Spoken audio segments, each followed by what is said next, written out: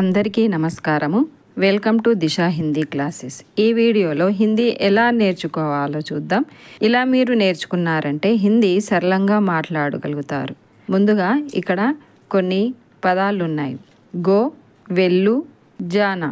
హిందీలో జానా, కానీ జానా అనే పదము తప్పు. కమ్, రా, ఆనా. రా అనే పదానికి ఆనా అనేది తప్పు. ఎందుకో మనము ముందు చూద్దాం. ఈట్, తిను, ఖానా. ఖానా అనేది కూడా తప్పు.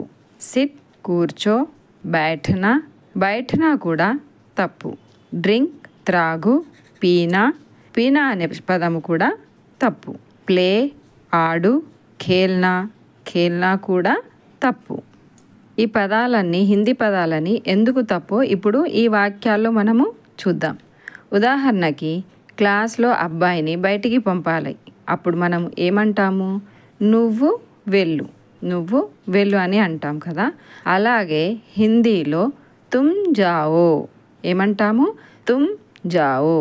కానీ మనము అక్కడ తుమ్ జానా అనే పదాన్ని వాడకూడదు. ఇక్కడ ఏం వాడాలి? తుమ్ జావో. రెండవది, ఎవరినైనా మనము దగ్గరికి పిలుస్తున్నాం అనుకోండి, అప్పుడు నా దగ్గరకి రా. తెలుగులో ఏమంటాము? నా దగ్గరకి రా. హిందీలో మేరే పాస్ ఆओ, మేరే పాస్ ఆओ. అప్పుడు మనం అక్కడ ఆనా అనే పదాన్ని వాడకూడదు. మూడవది, కుర్చీలో కూర్చో. కుర్చీలో కూర్చో. కుర్సీ పర్ బైఠో. ఇక్కడ బైఠనా అనే పదాన్ని వాడకూడదు. కుర్సీ పర్ బైఠో. నెక్స్ట్, నీళ్ళు త్రాగు.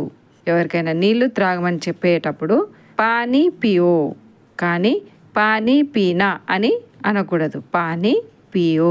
ఎవరినైనా మనతో ఆడడానికి పిలిచినప్పుడు నాతో ఆడు, నాతో ఆడు. హిందీలో ముస్సే ఖేలో. ఖేల్నా అని అనకూడదు. ముస్సే ఖేలో అని అనాలి. పండు తిను, పండు తిను. ఫల్ ఖాओ.